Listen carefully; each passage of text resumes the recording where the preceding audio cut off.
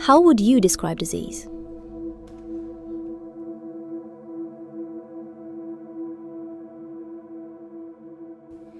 Well, I think most people think that health is the absence of disease. And I really think that there's an innate intelligence that is governing so many bodily functions that is happening behind the scenes of our conscious awareness, whether it's regulating blood pressure, body temperature, blood sugar levels, respiratory rate, gene expression. This autonomic nervous system is the main driving force that keeps the body into homeostasis and balance. And stress is what knocks us out of homeostasis and balance. And there's three types of stress: physical stress, chemical stress, and emotional stress. And it seems like the hardest one for a lot of people is maintaining emotional balance.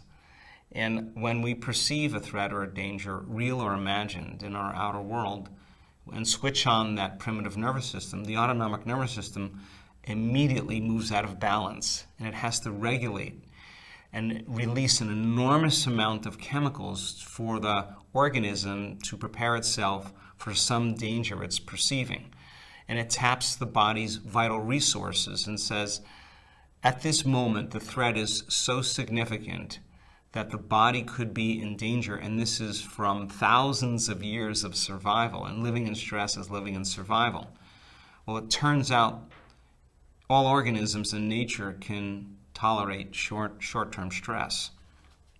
But if you keep turning on that stress response and you can't turn it off, now you're headed for disease, because no organism can live in emergency mode for an extended period of time, because if you keep that alarm system, that emergency system going on all the time, there is no energy for growth and repair. There's no energy for long-term building projects. 75 to 90% of every person that walks into a healthcare facility in the Western world walks in because of psychological and emotional stress. And so teaching people then how to create more physical balance, whether it is exercise or yoga or massage or acupuncture or chiropractic or Pilates or whatever they need to do to get physically balanced, chemical balance, making the right food choices that give the body a little bit more energy for recovery, taking vitamins, nutrients, minerals, whatever it is to sustain chemical balance, and then teaching people how to self-regulate. And it's not that we react to problems and conditions in our life. I think that's normal, but the real fundamental question is, how long are you going to react? That's the real question.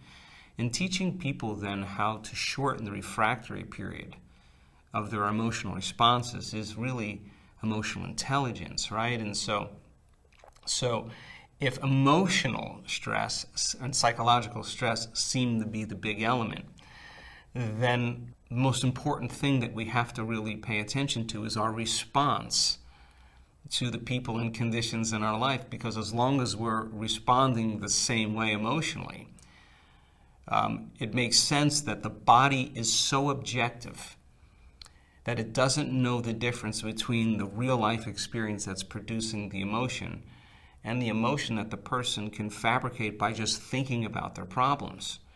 If the environment signals the gene, that's epigenetics, and the end product of an experience in the environment is an emotion, as long as we're responding to conditions in our life or thinking about our problems in the same way to produce the same emotional responses, we're signaling the same genes in the same way.